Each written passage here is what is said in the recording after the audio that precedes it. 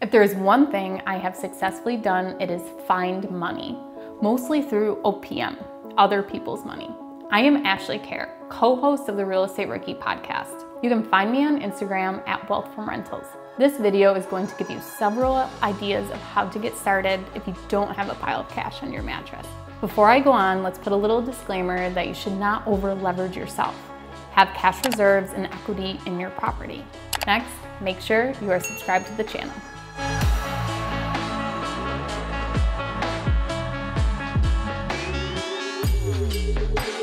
What is one thing holding you back as a new investor? Could it possibly be money?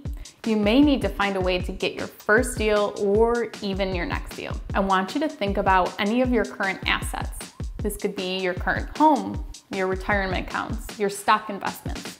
We are going to talk about leveraging equity in other assets. Do you have equity in any property you currently own? This could be your primary residence, a second home, or a current investment property. You could do a cash out refinance where you increase your mortgage balance by X amount and you use that cash to purchase an investment property. You would go to a bank and get a new mortgage on your property.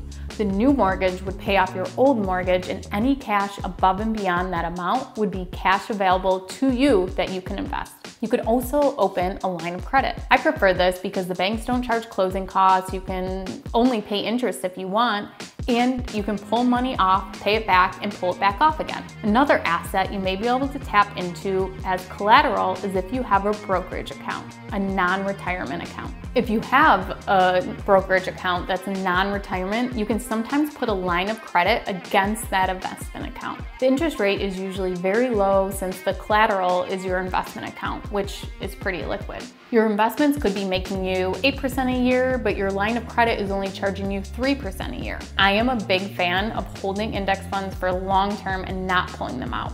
If you have a retirement account like a 401k, you can borrow from this, but you are actually pulling the money out of the stock market then. I like being diversified and having money in real estate and the stock market. There are lots of ways to use retirement accounts for real estate investing.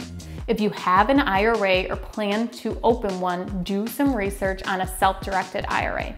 This is where your money is put into the IRA and used to invest in real estate and not into the stock market. All cash flow, income, and expenses must run through the IRA, and the same rules apply as far as pulling out the cash just like a traditional IRA.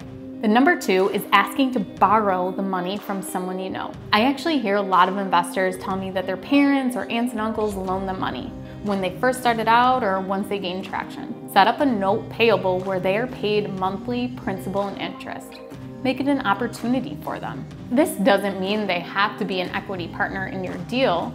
Start with making a list of the people you know who you think might be interested in loaning you money. Remember, you want to make this an opportunity for them because you can offer them interest or equity. Be confident in your approach. Even put together a small presentation. This could simply be a printout of a BiggerPockets calculator report for the deal you have analyzed and you want to purchase. Okay, number three. This one is my favorite, seller financing. It doesn't hurt to ask if the seller would consider holding the mortgage for a period of time.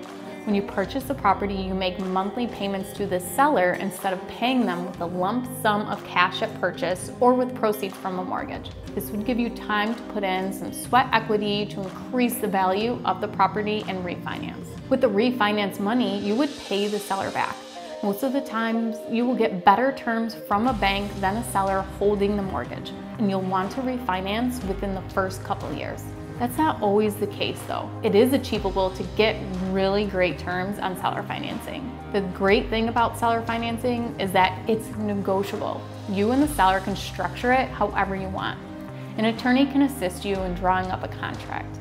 If you're going to seek private money or seller financing, prove that you are financially stable and reliable. Provide your personal financial statement, your tax returns, your bank account statements, and credit report. It is not about how much money you have or make. It is about how you manage the money you do have. So remember that. I want to know in the comments below, what other ways have you found money to buy a deal? Thank you guys for joining me today. Make sure to check out the Real Estate Rookie podcast on your favorite podcast platform. Each week we release new episodes on Wednesday and Saturday. You guys can reach out to me on Instagram at Wealth from Rentals. Thank you for watching and make sure you subscribe to the channel.